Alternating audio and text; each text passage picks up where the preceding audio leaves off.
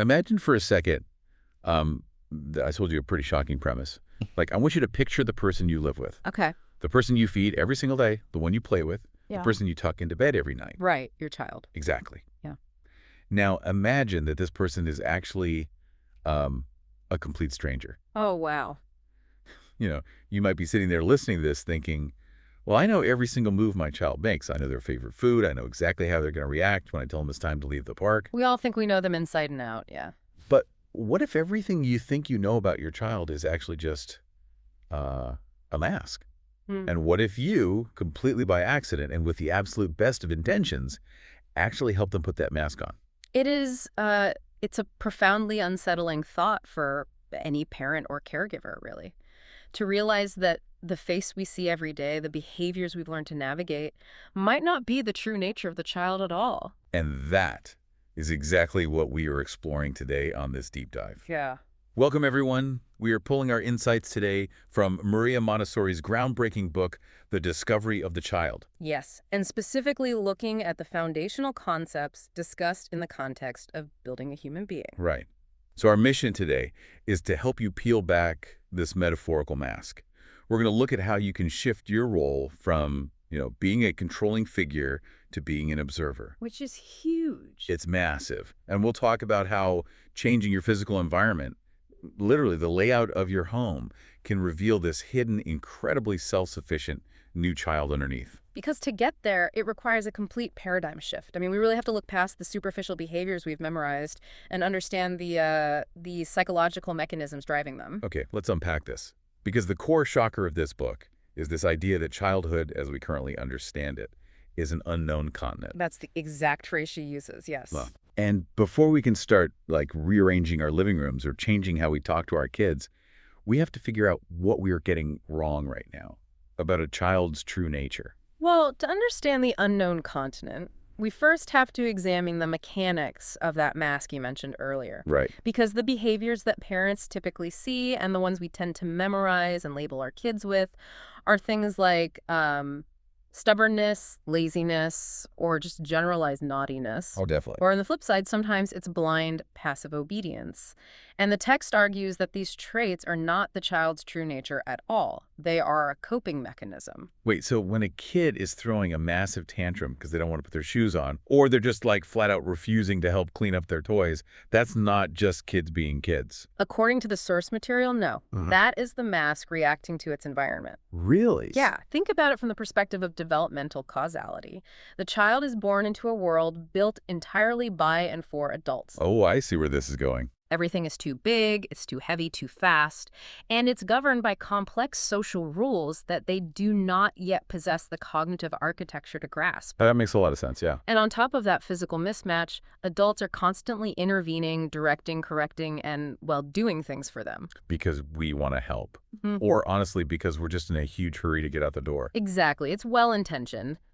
But that intervention clashes directly with the child's evolutionary biology. How so? Well, a child's natural biological urge is to act, to learn, and to master their environment through their own hands. That is literally how their brain physically wires itself. Okay. So when that vital urge is constantly thwarted by adult control, even loving control, that developmental energy has to go somewhere. It gets blocked. Oh, wow. So it just builds up. Right. And that blocked energy manifests as stubbornness, defiance, tantrums, or sometimes a completely passive obedience. Passive obedience, they just give up. Exactly. They surrender their own will entirely. Yeah. Because fighting the giant adult is just too exhausting.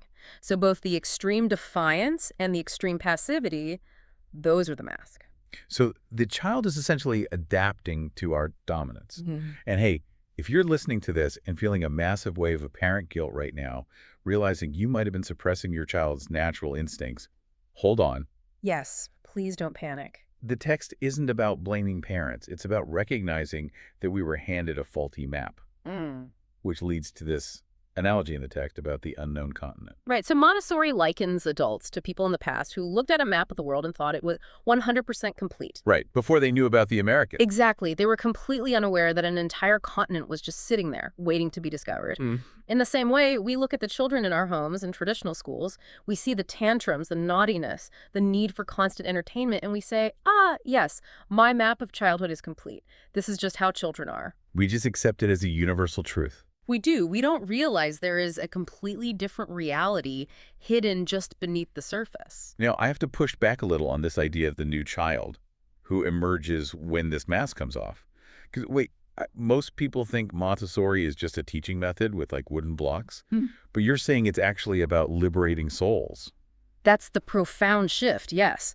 She didn't invent a teaching method to force kids to learn. She just removed the obstacles, which revealed this completely different type of child. Okay, but the text describes this new child as someone who loves to work, who is perfectly calm, and needs no rewards or punishments. Right. If I stop controlling my 4-year-old right now and just let them do whatever, they aren't going to start calmly washing vegetables or organizing their books. No, probably not immediately. They're going to eat a bag of marshmallows, color all over the walls, and jump off the sofa. Are we sure this isn't just, romantically idealizing childhood? What's fascinating here is that the text anticipates exactly that reaction from adults. What you just described, the marshmallow eating and wall coloring, is not the new child. It's not. No, that is still the mask, just reacting to the sudden absence of the jailer. Oh, wow. Okay. If you've kept a child highly controlled, their first reaction to sudden freedom is chaotic rebellion. The new child is what emerges after the child is allowed to meaningfully engage with an environment that actually meets their developmental needs. So it's not just a free-for-all. You don't just walk away and let them run wild. Far from it. When the mask truly drops, what's underneath is almost miraculous compared to our standard expectations. What does it look like? The text describes a child who possesses a deep, profound inner peace. They are highly organized. And perhaps most surprisingly, they have this innate, insatiable love for learning and focused work. And they don't need, sticker charts. No external rewards at all. No gold stars, no bribes of screen time, and no punishments either. Because the work itself is the reward. Like they're building their own brains. Exactly. The work is how they construct their very humanity. When the environment allows them to fulfill that inner cognitive need, the chaotic behaviors dissolve because there's no longer any blocked energy. That makes so much sense. They don't need to rebel because their deepest biological imperative, which is to learn how to function in the world, is being satisfied. But wait, if I just zip my lips, step back, and quote-unquote observe my toddler in our current adult-sized kitchen, they aren't going to miraculously wash vegetables. Right, because the kitchen isn't designed for them. Yeah, they're going to pull a dining chair over to the counter, scale the cabinets to reach the cookies, and probably pull a heavy pot down onto their head. Which is obviously not the goal. Doing absolutely nothing sounds downright dangerous. There has to be a mechanism for how we actually step back without the house burning down. And this raises an important question about the role of the adult. You cannot just step back and do nothing in an environment that is hostile or dangerous to the child. The text offers a very specific formula for the mindset shift required of the adult. It says that to truly discover the child, an adult needs a combination of two things: the spirit of a scientist and the heart of a saint. The spirit of a scientist and the heart of a saint. I mean, those are beautiful poetic words. But practically speaking, what is the actual mechanism there? Right. How do you use that? Yeah. How does a parent apply that on a chaotic Tuesday morning when the kid is putting their shoes on the wrong feet and the bus is coming in 10 minutes? It translates into a rigorous practice called scientific observation. Let's break down that Tuesday morning scenario. Okay, let's do it. The saint part is the emotional regulation required of the adult. It means suppressing your ego and your savior complex. Ouch. Okay. When your child puts their shoes on the wrong feet, your immediate adult urge is to say, "No, you did it wrong. Let me fix it so you look presentable and we can leave." The saint quiets that urge. And the scientist. The scientist observes the phenomenon objectively. A scientist watches with humility to gather data. I mean, they don't get angry at a chemical reaction for happening the way it does. Right. It is what it is. Exactly. In the shoe scenario, the scientist watches to see, does the child notice their feet are uncomfortable? How long does it take them to self-correct? What is their actual capability in this moment? Oh, I see. You're watching the child without immediately jumping in to correct, to direct, or to assign a moral failing to a simple mistake. Here's where it gets really interesting, especially for you listening right now. Think about the contrast between that objective scientist and how we normally operate. We act as constant judges. Yes, judges, constantly evaluating. Like, if a child spills a cup of milk, the judge says, "You are so clumsy, look at the mess you made." But the scientist says, "The cup was tipped past a 45-degree angle, and gravity did the rest." And by acting as a judge, we wipe out the child's natural instincts. Every time we unnecessarily intervene or assign moral weight to a learning moment, we are essentially telling the child, your impulse is wrong. You cannot be trusted to learn how the world works. Rely entirely on my judgment. Wow. We are actively reinforcing the mask. We really are. The text uses an incredible analogy to crystallize this concept. The astronomer. Oh, I love this one. Think of an astronomer observing a star. The astronomer looks through the telescope and watches. They don't yell at the star to shine brighter. Right. They don't get frustrated that the star is moving too slowly. They simply observe it to understand its natural laws, its trajectory, its composition. I have to test the boundaries of this metaphor, though.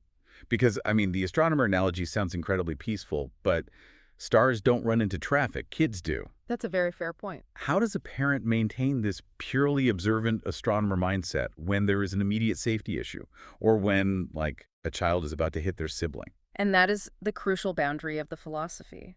Observation is not negligence. The text does not advocate for ignoring danger. Okay, good. If the child is running into traffic, you intervene immediately and physically. And this is but the vast majority of our daily interventions as parents have nothing to do with safety. Oh, that's so true. They have to do with adult convenience, adult timelines, and adult aesthetic preferences. We intervene because the child is taking too long to zip their coat, or because they're making a mess with the finger paints.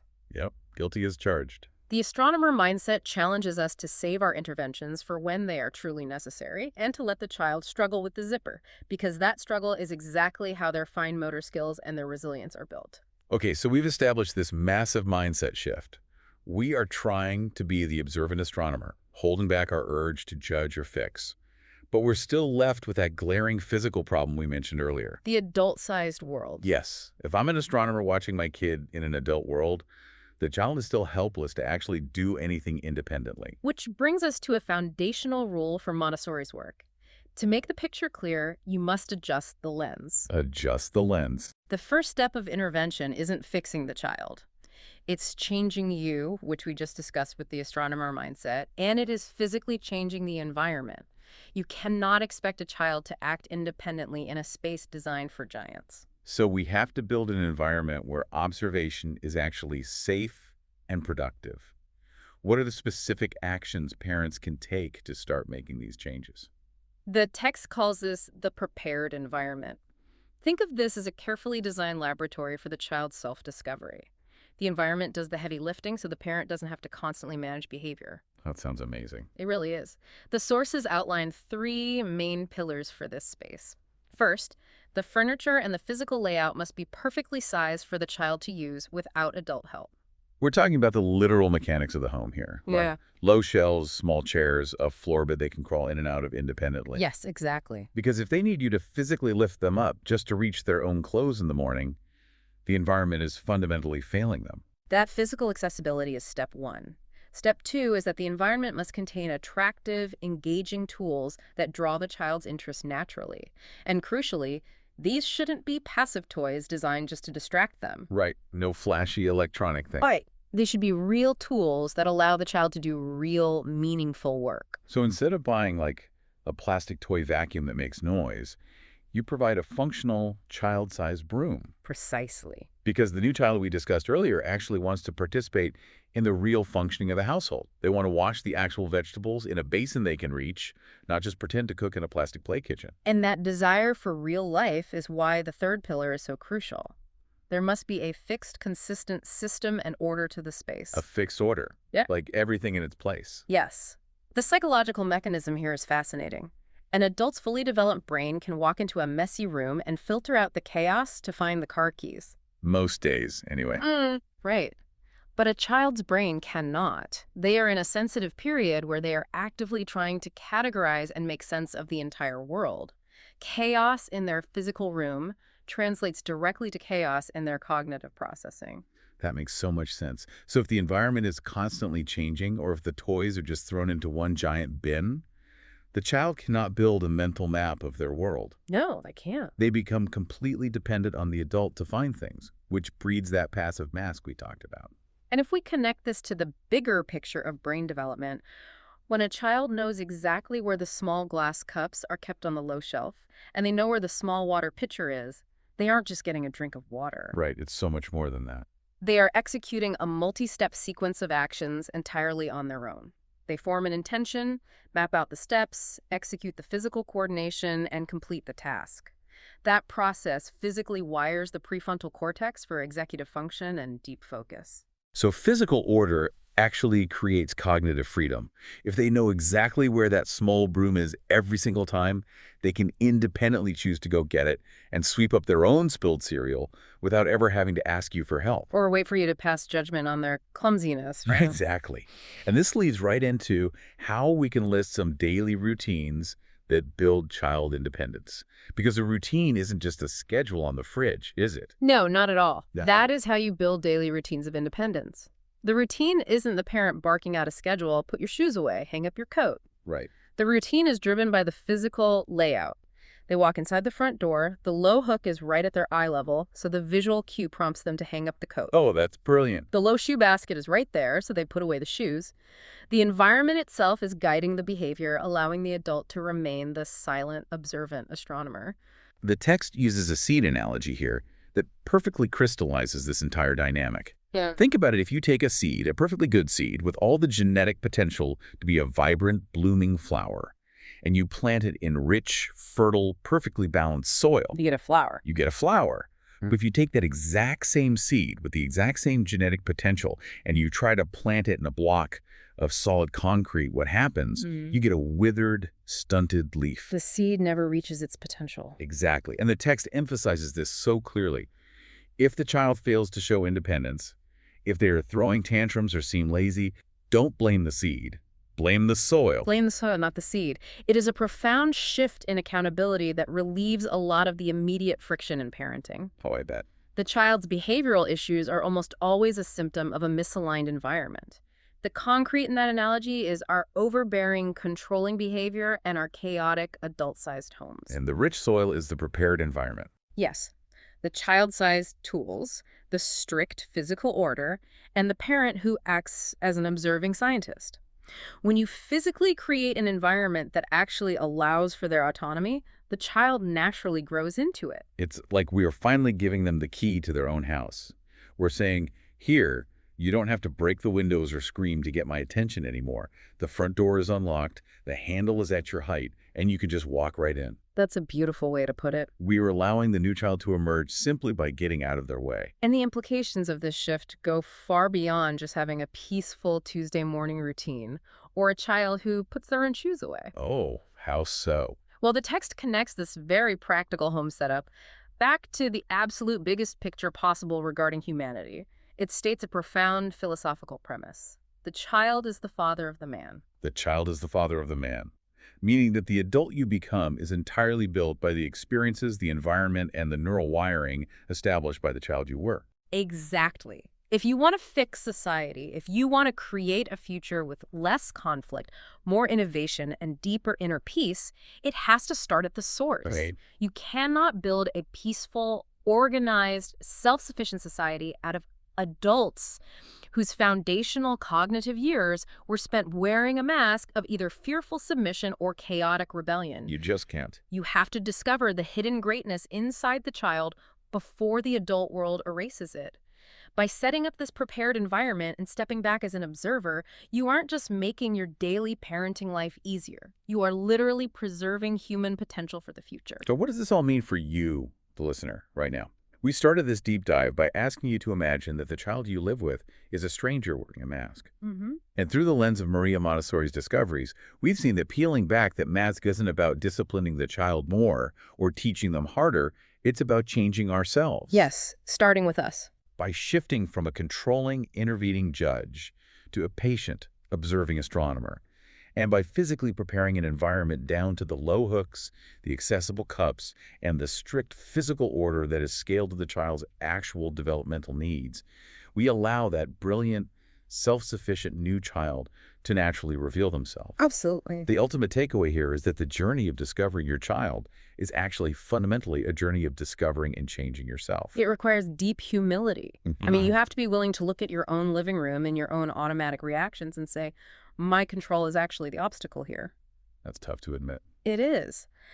But the reward for that humility is meeting the incredible, capable human being that was hiding behind the mask all along. It is a complete reframing of what it means to be an adult in a child's life. We are so used to believing our job is to be the architects, the bosses, the directors molding the clay. But to realize our highest calling is actually just to be the soil, to be the rich, prepared, quiet ground that allows them to bloom according to their own internal blueprint. Yeah. That completely changes the stakes of parenting. And it is a daily practice. You won't be the perfect astronomer every day. Definitely not. Sometimes the ego will win, and you will intervene when you shouldn't.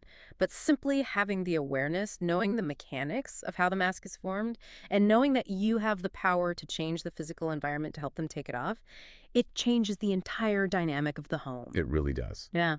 Which leaves us with one final, rather provocative thought for you to mull over as you go about the rest of your day. We've talked a lot about the child today and how we shape them. But think about yourself for a moment. If the new child naturally possesses a deep inner peace, an incredible capacity for focus, and a profound love for meaningful work before adult control takes over, how much of our own adult anxiety, our own burnout, and our own feelings of being lost in the chaos of life is simply the heavy, exhausting weight of the mask that we were forced to put on as children and just never learned how to take off?